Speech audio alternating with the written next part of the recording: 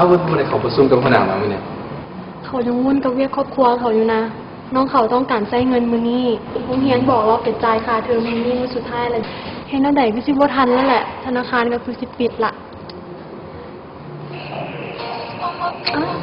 น้องเขาโทรมาอีกละจะจังไดดีมื้อนี้ฮัลโหลเอาจังไดดีล่ะเอ้ยถ้าน้องบ่ได้เงินมื้อนี้นะน้องต้องได้ลงทะเบียนเทอมหน้าได้หั่นโอเคเอ้ยสิหาวิธีกันเด้อโอเคเอ้ยสิโทรกลับเด้อกระสันบุญญากระสันน้องเพิ่นอยู่ปักเซตัวเวลาน้องเขาอยู่ปักเซเจ้ามาใส่บัตร ATM ธนาคารการค้าต่างประเทศลาวแม่แต่มันใส่แนวใดล่ะนี่เนี่ย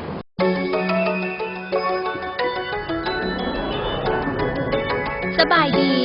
ขอต้อนรับทุกท่านเข้าสู่วิธีสาธิตการนำไส้ตู้ ATM ของธนาคารการค้าต่างประเทศลาว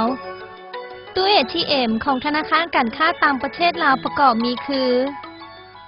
1. ซองสีเขียวเบื้องขวามือไว้สำหรับปอนบัตร ATM เข้าตู้และรับบัตร ATM คืนหลังจากสิ้นสุดการใช้งาน 2. ซองสี่เหลี่ยมด้านซ้ายมือไว้สำหรับรับใบบิลและใบรายงานต่างๆ 3. ซองสี่เหลี่ยมด้านลูมไว้สำหรับหักเงิน 4. ปุ่มตัวเลขสีขาวแต่0 ถึง 9ไว้สำหรับกดรหัสส่วนตัวและกดจำนวนเงินปุ่มสีเหลืองปุ่มเคลียร์ไว้สำหรับลึกล่างตัวอย่างกรณีที่ท่านได้กดตัวเลขผิดท่านสามารถกดปุ่มนี้เพื่อลึกล่างแล้วกดใหม่อีกครั้งปุ่มสีแดงปุ่ม cancel ไว้สำหรับยกเลิกในกรณีที่ท่านต้องการยกเลิกบริการตู้ ATM ท่านสามารถกดปุ่มนี้เพื่อยกเลิก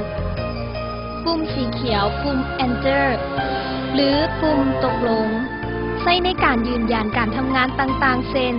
หลังการพิมพ์รหัสหรือกดจำนวนเงินท่านก็สามารถกดปุ่มดังกล่าวเพื่อยืนยัน 5. หน้าจอแสดงผลของตู้ ATM ที่แสดงการดำเนินงานต่างๆและบรรดารายการให้ท่านได้เลือก 6. บรรดาปุ่มด้านข้างของหน้าจอทั้งซ้ายและขวาที่ใช้ไว้สำหรับเลือกรายการต่างๆที่แสดงผลถึงหน้าจอ ATMหลังจากที่ท่านได้ขอออกบัตร ATM กับธนาคารการค้าต่างประเทศลาวท่านจะได้รับซองที่ทางธนาคารได้เกี่ยมไว้ให้ซึ่งซองดังกล่าวนี้จะประกอบมีคือ 1. บัตร ATM ของท่าน 2.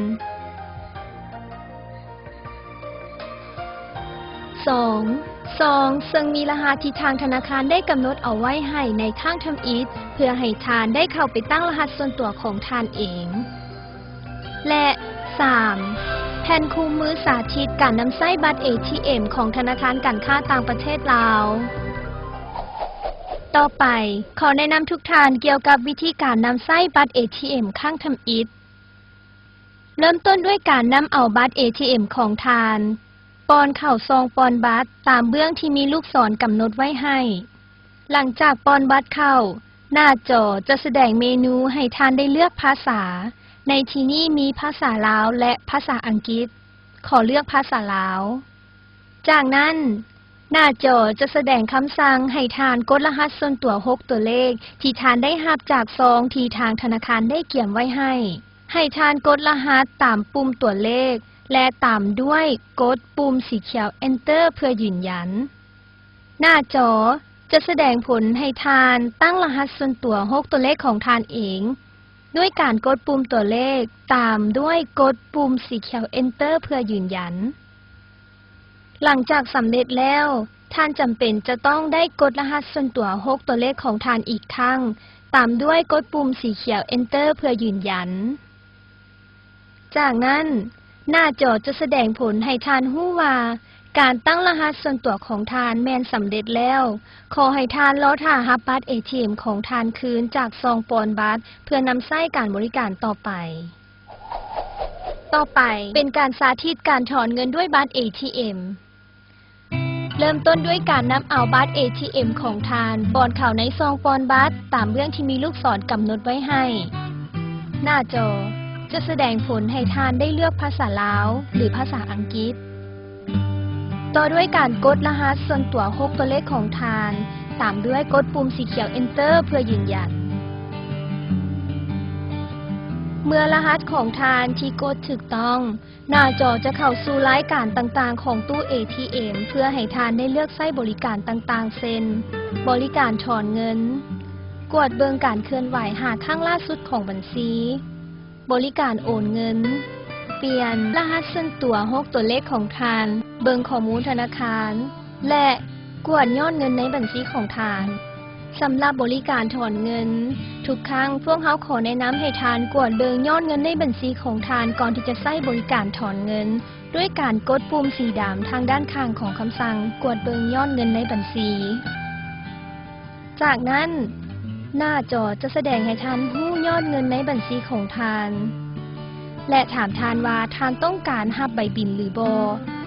หากต้องการรับใบบิลทานสามารถกดปุ่มสีดำทางด้านข้างของคำสั่งต้องการและถ้าบ่ต้องการทานสามารถกดปุ่มสีดำทางด้านข้างของคำสั่งบ่ต้องการหากทานกดต้องการใบบิลให้ทานรอท่ารับใบบิลจากซองสี่เหลี่ยมทางด้านซ้ายมือของตู้ ATM ต่อไปหน้าจอจะถามทานว่าทานต้องการบริการอื่นบ่ถ้าทานต้องการจะถอนเงินให้ทานกดปุ่มทางด้านข้างคำสั่งต้องการ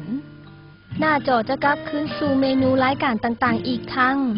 ให้ทานกดคำสั่งบริการถอนเงินโดยกดปุ่มทางด้านข้างของคำสั่งถอนเงินในบริการถอนเงินทานสามารถกดถอนเงินตามจำนวนเงินที่ทางธนาคารได้กำหนดไว้ให้คือ 100,000 กีบ500,000 กีบและ 700,000 กีบนอกจากนี้ทานยังสามารถกดวงเงินที่จะถอนบ่รุด 700,000 กีบได้ด้วยตัวของทานเอง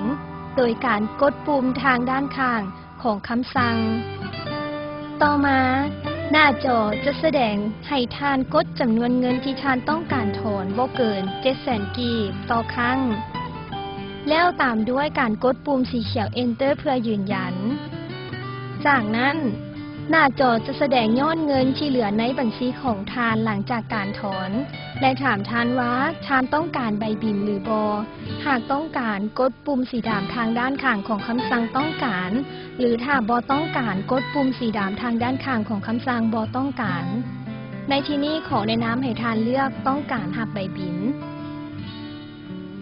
เมื่อบริการถอนเงินสำเร็จแล้วให้ทานรอท่ารับบัตร ATM ของทานจากซองปอนบัตรทางเบื้องขวามือและรอท่ารับเอาเงินที่ทานได้ถอนอยู่ปองสี่เหลี่ยมทางด้านลุ่มของตู้ ATM พร้อมทางรอท่ารับเอาใบบิลทางด้านซองสี่เหลี่ยมซ้ายมือของตู้ ATM ถือว่าสิ้นสุดบริการถอนเงินต่อไป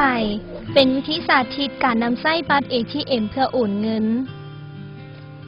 เริ่มต้นด้วยการป้อนบัตร ATM ของทานเข้าไปที่ซองป้อนบัตรตามเรื่องที่มีลูกศรกำหนดไว้ให้ตามด้วยการเลือกภาษาลาวหรือภาษาอังกฤษด้วยการกดปุ่มสีดำทางด้านข้างของคำสั่งในที่นี้ขอเลือกภาษาลาวกดรหัสส่วนตัว6ตัวเลขของทานแล้วตามด้วยกดปุ่มสีเขียว Enter เพื่อยืนยันหน้าจอจะแสดงเมนูรายการต่างๆให้ทานได้เลือก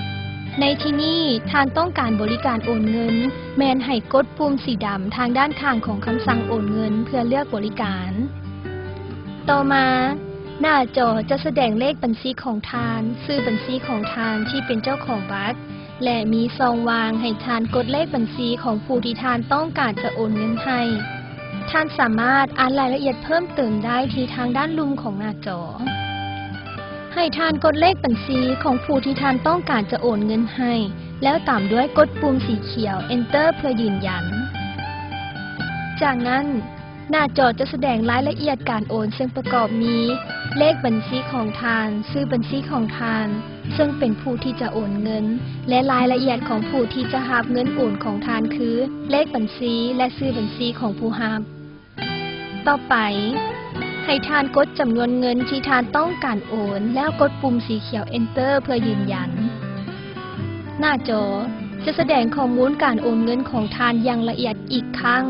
ถ้าทานกดเบิ่งแล้วเห็นว่าถูกต้องให้ทานกดตกลงโดยกดปุ่มสีดำทางด้านข้างของคำสั่งตกลงเพื่อดำเนินการโอน หรือถ้าหากข้อมูลที่ท่านได้กวดเบิ่งแล้วแมนบ่ถูกต้องท่านสามารถเลือกบ่ตกลงโดยการกดปุ่มสีดำทางด้านข้างของคำสั่งบ่ตกลงเพื่อยกเลิกบริการในที่นี้ถ้าหากข้อมูลแมนถูกต้องขอเลือกตกลงจากนั้นหน้าจอจะแสดงผลให้ท่านรู้ว่าการโอนเงินของท่านแมนสำเร็จแล้วและถามท่านว่าท่านต้องการรับใบบิลหรือบ่หากท่านต้องการให้ท่านกดปุ่มสีดำทางด้านข้างคำสั่งต้องการและถ้าท่านบ่ต้องการท่านสามารถกดปุ่มสีดำทางด้านข้างคำสั่งบ่ต้องการในที่นี้ขอแนะนำให้ท่านเลือกรับใบบิลทุกครั้งเมื่อท่านรับใบบิลแล้วต่อไปตู้จะถามท่านว่าท่านต้องการบริการอื่นบ่หากท่านต้องการบริการอื่นท่านก็สามารถเลือกต้องการโดยการกดปุ่มสีดำทางด้านข้างของคำสั่งต้องการและถ้าบ่ต้องการท่านก็สามารถกดปุ่มสีดำทางด้านข้างของคำสั่งบ่ต้องการในที่นี้ขอเลือกบ่ต้องการถือว่าเป็นการสิ้นสุดการใช้งานของตู้ ATMจากนั้นให้ท่านรอท่ารับเอาบัตร ATM ของท่านจากซองปอนบัตรทางด้านขวามือและรับเอาใบบิลซึ่งเพื่อแสดงรายการโอนของท่านทางด้านซ้ายมือถือว่าสิ้นสุดบริการโอนเงินผ่านตู้ ATM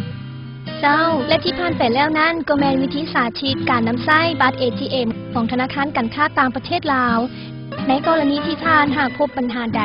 กรุณาโทรมาสอบถามได้ที่ศูนย์บัตร ATM ของธนาคารการค้าต่างประเทศลาวหมายเลขโทรศัพท์ 021-262-935 ขอขอบใจทุกท่านที่ใช้บริการของธนาคารการค้าต่างประเทศลาวขอขอบใจ